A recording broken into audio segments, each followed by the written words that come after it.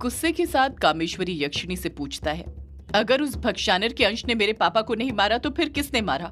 कामेश्वरी यक्षिणी खामोशी रहती है, युग के सवाल का कुछ जवाब नहीं देती है। युग के ये सवाल पूछते ही कामेश्वरी यक्षिणी की आंखें नम होने लग गई थी। उसकी आंखों में बड़े बड़े आंसू नजर आने लग गए थे।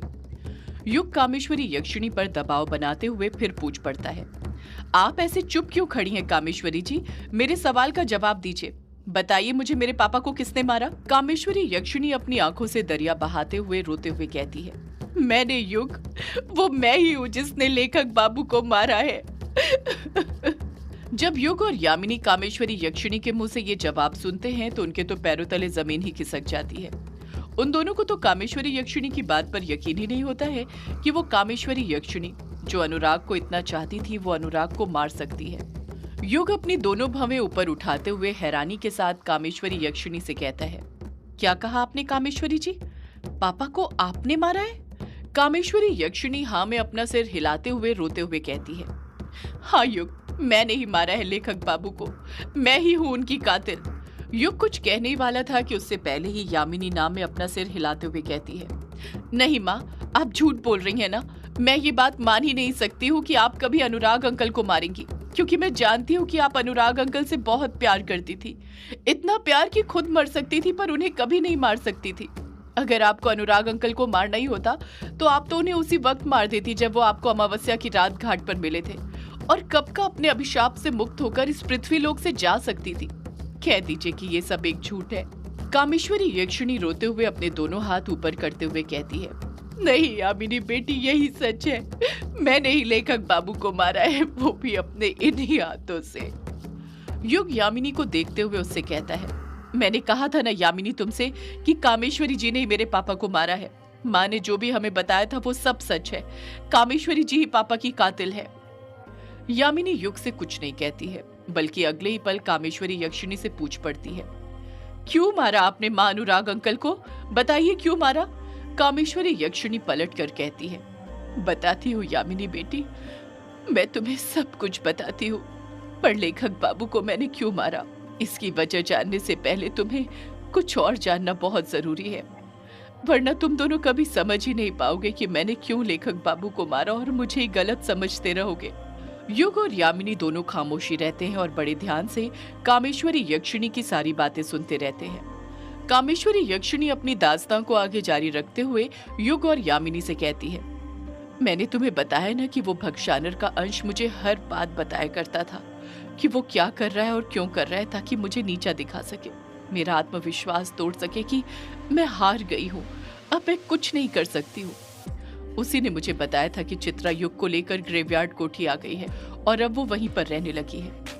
चित्रा जब युग को लेकर ग्रेवयार्ड कोठी आ गई थी, उसके बाद ग्रेवयार्ड कोठी में क्या हुआ, कैसे हुआ, तुम्हें सब पता ही होगा।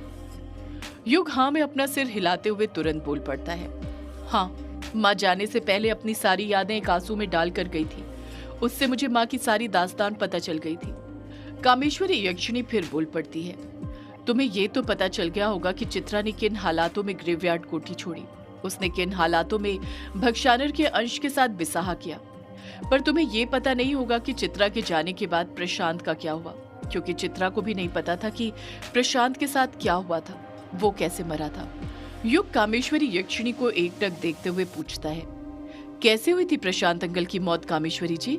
कामेश्वरी यक्षिणी युग के सवाल का जवाब देते हुए कहती है, तुम्हें शायद याद नहीं होगा युग, पर मुझे अच्छे से याद है। जिस रात लेखक बाबू तुम्हें हॉस्टल छोड़कर वापस ग्रेवयार्ड कोठी पहुंचे थे, वो पूर्णिमा की रात थी, यानी भक्षानर के अंश की मुझ तक शिकार पहुंचाने की रात। और जब लेखक बाबू वापस ग्रेवयार्ड कोठी आए तब उन्होंने देखा कि, इतना कहकर कामेश्वरी यक्षिणी अतीत की यादों में चली जाती है। ठीक उस पल में जब अनुराग युग को शहर छोड़कर वापस रात में ग्रेवयार्ड कोठी आया था। इस वक्त अनुराग जस्ट ग्रेवयार्ड कोठी के अंदर घुसा ही था। ग्रेवयार्ड कोठी का हाल देखकर उसके होश उड़ गए थे। हॉल के अंदर का सारा सामान बिखरा पड़ा हुआ था, जिसे देखते ही अनुराग समझ गया था कि वहां किसी ने कुछ न कुछ ढूंढने की जरूर कोशिश की थी।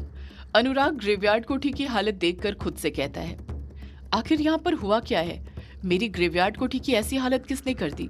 जिसने भी ये किया है मैं उसे छोड़ूंगा नहीं। अनुराग ग्रेवयार्ड कोठी के अंदर कदम बढ़ाते हुए चित्रा को आवाज लगाते हुए कहता है, चित्रा डायन, ओ चित्रा डायन, तुम्हें यहाँ पर क्या करना है? अनुराग ग्रेवयार्ड कोठी के अंदर कदम बढ़ाते हुए चित्रा को आवाज लगाते हुए कहता है, चित्रा डायन, ओ चित्रा डायन, तुम्हें यहाँ पर क्या करना है? अनुराग ग्रेवयार्ड कोठी के अंदर कदम बढ़ाते हुए चित्रा को आवाज लगाते हुए कहता है, चित्रा डायन, ओ चित्रा डायन, कहां पर है तू? जरा सामने तो आ। मेरे जाने के बाद ये क्या हाल कर दिया तूने मेरी कोठी का? किसी का कुछ जवाब नहीं आता है। अनुराग की भारी आवाज ग्रेवयार्ड कोठी के अंदर गूंजते रहती है। अनुराग फिर चित्रा को पुकारते हुए कहता है, चित्रा डायन, ओ चित्रा डायन, देख, मैं अपना वादा पूरा निभाकर वापस आ गया हूँ। मैंने युग को सही सलामत उसके हॉस्टल छोड़ दिया है। चित्रा का कुछ जवाब नहीं आता है। ये सब देखकर अनुराग को गुस्सा आने लग जाता है। गुस्से से उसकी आंखें पीले रंग में चमकने लग जाती है। उसके हाथों पर बने निशान भी चमकने लग गए थे। अनुराग गुस्से के साथ खुद से बोल पड़ता है, ये चित्रा डायन कुछ बोल क्यों नहीं रही है? आखिर ये कर क्या रही है? इसने ये ग्रेवयार्ड कोठी की क्या हालत बनाकर रखी है? मेरे जाने के बाद क्या ढूंढने की कोशिश की है इसने? मैं इसे छोड़ूंगा नहीं, बस ये एक बार मेरे सामने आ जाए। आज इसे ऐसी सजा दूंगा कि इसकी सारी होशियारी निकल जाएगी। अनुराग फिर चित्रा को पुकारते हुए कहता है, चित्रा डायन, ओ चित्रा डायन, जल्दी आजा मेरे पास, वरना कभी नहीं बन पाएगी तू महाडायन। चित्रा का कुछ जवाब नहीं आता है। हॉल के अंदर सन्नाटा छाया रहता है। अनुराग खुद से कहता है, आखिर कहाँ चली गई ये डायन? ये कुछ बोल क्यों नहीं रही है? इतना कहकर अनुराग हड़बड़ाहट के साथ अपने कदम आगे बढ़ाने लग जाता है और कोठी के अंदर चित्रा को ढूंढने लग जाता है। वो हर कमरे के अंदर जाता है और चित्रा को आवाज लगाते हुए पुकारते जाता है, पर चित्रा का कुछ जवाब नहीं आता है। अनुराग जिस भी कमरे में जाता उस कमरे का हाल वैसा ही रहता जैसा हॉल का। सभी कमरों के अंदर का सामान बिखरा हुआ था, जैसे वहां पर हर कमरे की तलाशी ली गई हो, कुछ ढूंढा गया हो। जब अनुराग चित्रा को ढूंढते हुए रूम नंबर 666 में पहुंचता है तो वहां का मंजर तो बाकियों के कमरों से भी ज्यादा बुरा था। रेक्स पर जितनी किताबें पहले जमी हुई थी, सारी फर्श पर एक के ऊपर एक बिखरी हुई थी। पेन, कॉपी, कागज सब नीचे पड़े हुए थे। कमरे के अंदर कदम रखने की जगह भी नहीं थी। अगर वो कदम रखता तो उसके पैर सीधे उसकी किताबों पर पड़ते, इसलिए वो तुरंत उस कमरे से बाहर निकल जाता है और बाकी के कमरे में चित्रा को ढूंढने लग जाता है।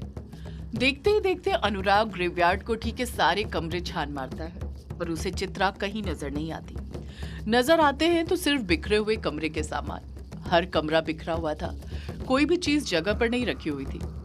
अनुराग अपने बेडरूम के अंदर चित्रा को ढूंढने जाता है, तभी वहां उसे बिस्तर पर तकिए के पास 2 मोबाइल नजर आते हैं।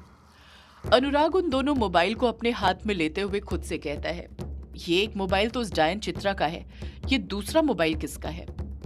अनुराग उस मोबाइल को एकटक देख ही रहा था कि तभी उसे याद आता है कि ऐसा ही मोबाइल उसने प्रशांत के पास देखा था जब वो युग को छोड़ने के लिए शहर जा रहा था। अनुराग अपना दिमाग दौड़ाने लग जाता है और सोचने लग जाता है कि प्रशांत का मोबाइल वहां पर कैसे आ सकता था। अनुराग के अंदर भक्षानिर के अंश का दिमाग चल रहा था, इसलिए उसे 1 सेकंड भी नहीं लगता इस बात का पता लगाने में कि प्रशांत का मोबाइल वहां पर कैसे पहुंचा होगा। अनुराग गुस्से के साथ खुद से कहता है, अब मेरे सब समझ आ गया है कि क्यों वो प्रशांत इतना घबराया हुआ था। जरूर मेरे जाने के बाद उस चित्रा ने उसे फोन करके बुलाया होगा, उसे सारी बातें बता दी होंगी। उन दोनों ने ही मिलकर यहाँ पर कामेश्वरी यक्षिणी को ढूंढा होगा, पर कामेश्वरी यक्षिणी उन्हें नहीं मिली होगी। कामेश्वरी यक्षिणी उन्हें मिलती भी कैसे, उसे तो मैंने। इतना कहकर अनुराग खुद चुप हो जाता है। अनुराग फिर खुद से भारी आवाज में बोल पड़ता है, मैं चित्रा को ऐसे ही नहीं जाने दे सकता, मुझे उसे ढूंढना होगा। उसके अंदर एक पिशाच और डायन की शक्तियां हैं, वो मेरे बहुत काम आ सकती है। अगले ही पल अनुराग अपनी जेब से डायन समुदाय का हरा हीरा निकालता है जो चित्रा ने उसे युग के बदले सौंप दिया था। अनुराग उस हीरे को देखते हुए कहता है, मैंने युग को हॉस्टल सही सलामत छोड़ दिया है, अपना बिसाहा पूरा कर दिया है। उसी के साथ अब इस हीरे की शक्ति भी मेरी हो गई है। अनुराग मन ही मन मंत्र बड़बड़ाने लग जाता है और देखते ही देखते वो हीरा हरे रंग में चमकने लग जाता है, जिसे देखकर अनुराग मुस्कुराने लग जाता है, क्योंकि वो जान गया था कि अब उस हीरे की शक्तियों पर उसका कब्जा था। अनुराग उस हीरे की मदद से ही चित्रा का पता लगाने की कोशिश करने लग जाता है, अलग अलग मंत्र पढ़ने लग जाता है, पर काफी कोशिश करने के बाद भी उसे चित्रा का पता नहीं चल पाता। अनुराग गुस्से से खुद से कहता है, ये क्या, मैं तो इस हीरे की मदद से भी चित्रा का पता नहीं लगा पा रहा हूँ, अब मैं उसे कैसे ढूंढूं? अनुराग खुद से बार बार यही सवाल पूछने लग जाता है। अनुराग खुद से बड़बड़ाते हुए कहता है, कैसे ढूंढूं मैं उस चित्रा को, कैसे ढूंढूं? अनुराग खुद से बार बार ये सवाल पूछ ही रहा था कि तभी ग्रेवयार्ड कोठी में हल्की सी हलचल होती है, जैसे किसी ने अपना कदम आगे बढ़ाया हो। अनुराग तुरंत पीछे मुड़ता है, पर उसे सोफे के सिवा कुछ और नजर नहीं आता है। वहां पर घना अंधेरा होता है। अनुराग इस बात पर ज्यादा ध्यान नहीं देता है, क्योंकि इस वक्त उसे चित्रा की फिक्र ज्यादा थी। उसे कैसे भी करके चित्रा को ढूंढना था। अनुराग फिर से खुद से बार बार पूछने लग जाता है कि वो चित्रा को कैसे ढूंढे, कैसे उसका पता लगाए। अनुराग खुद से बार बार ये सब पूछ ही रहा था कि तभी अनुराग अपनी आवाज में खुद से बोल पड़ता है, पुलिस स्टेशन जा भक्षानर। अनुराग भारी आवाज में खुद से कहता है, तू फिर जाग गया? तो तुझे पता चल ही गया कि तेरी वो चित्रा मुझे धोखा देकर भाग गई है। अनुराग अपनी आवाज में कहता है, हाँ पता चल गया है भक्षानर, और मुझे उसकी फिक्र हो रही है। मुझे नहीं लगता वो तुझे धोखा देकर भागेगी, क्योंकि अगर उसे जाना ही होता तो वो बहुत पहले जा चुकी होती। इसलिए तू अभी पुलिस स्टेशन जा और उसके गुम होने की रिपोर्ट लिखवा, इससे पहले कि देर हो जाए। अनुराग हंसते हुए भारी आवाज में खुद से कहता है, मैं क्या तुझे पागल दिखता हूँ जो मैं उसके गुम होने की रिपोर्ट लिखवाऊंगा? अनुराग खुद अपनी आवाज में कहता है, पागल तो तू है ही भक्षानर। तू पृथ्वीलोक पर राज करना चाहता है और तुझे पृथ्वीलोक पर जीने के तौर तरीके ही नहीं पता। तू ऐसे कैसे मेरी जिंदगी जी पाएगा भक्षानर? तू मेरी जिंदगी जीना चाहता था ना? एक लेखक बनकर तू मेरे हाथों अपना इतिहास लिखवाना चाहता था ना, ताकि तेरे बारे में सारी दुनिया जाने। ऐसे में कैसे तेरे बारे में सारी दुनिया जानेगी? तू नहीं जानता ये इंसानी दुनिया है और इस दुनिया में बहुत कुछ होता है। अगर तू चित्रा के गुम होने की रिपोर्ट लिखवाने नहीं गया तो कल तक पुलिस यहाँ पर आ जाएगी। उन्हें शक होगा कि तूने ही चित्रा को मारा है और उसके बाद तुझे जेल हो जाएगी। तू वहां पर सड़ते रहेगा। अनुराग घमंड के साथ भारी आवाज में खुद से कहता है, तो तुझे क्या लगता है कि वो मामूली जेल की सलाखें मुझे रोक पाएंगी? अनुराग अपनी आवाज में खुद से कहता है, जेल की सलाखें तो तुझे नहीं रोक पाएंगी, पर तेरे मकसद को पाने में तुझे रोक सकती है ना। जेल जाने के बाद तू अपनी कहानी पब्लिश नहीं करवा पाएगा। अब तक जो तूने अनुराग बनने का नाटक दुनिया के सामने किया है वो सब बर्बाद हो जाएगा।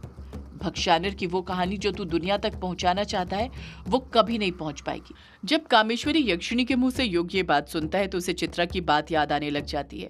उसे याद आता है कि एक बार जब चित्रा ने भक्षानर के अंश से पूछा था कि वो उसके सामने कहानी लिखने का नाटक क्यों करता है, तो उस वक्त भक्षानर ने भी यही जवाब दिया था कि वो अपना इतिहास खुद लिख रहा है ताकि दुनिया उसके बारे में जाने और उसके ही अनुयायी बन जाए। भगवानों की तरह उसके भी मंदिर बनाकर पूजा अर्चना करने लग जाए। अनुराग के शरीर में समाये भक्षानर के अंश को भी अनुराग की बात ठीक लगने लग जाती है। अनुराग फिर अपनी आवाज में खुद से कहता है, जल्दी कर भक्षानर, जल्दी जा और रिपोर्ट लिखवा चित्रा के गुम होने की। अनुराग भारी आवाज में खुद कहता है, हाँ मैं अभी जाता हूँ। इस इंसानी दुनिया में भी जीने के लिए ये मुझे क्या क्या करना पड़ रहा है। अनुराग फिर अपनी आवाज में कहता है, जल्दी से रिपोर्ट लिखवा कर आ जा। यक्षिणी थोड़ी कहीं पर जा रही है, वो तो यहीं पर रूम नंबर 666 के अंदर अदृश्य कमरे में कैद है। वापस आने के बाद तुझे उसके लिए शिकार का इंतजाम भी तो करना है। आज पूर्णिमा जो है। भक्षानर के अंश को अनुराग की ये बात बिल्कुल समझ में नहीं आती है कि उसने ये बात क्यों बोली थी। ऐसा लग रहा था जैसे अनुराग ये बात बोलकर किसी तक ये संदेश पहुंचा रहा था जिसे कहीं ना कहीं भक्षानर के अंश ने भी भांप लिया था। अनुराग भारी आवाज में खुद से कहता है, ये क्या बड़बड़ा रहा है तू किसे बता रहा है कि कामेश्वरी यक्षिणी कहाँ पर है? सदियों से है पुरानी ये है यक्षिणी की कहानी। यक्षिणी एक आग है, यक्षिणी तेरा ख्वाब है।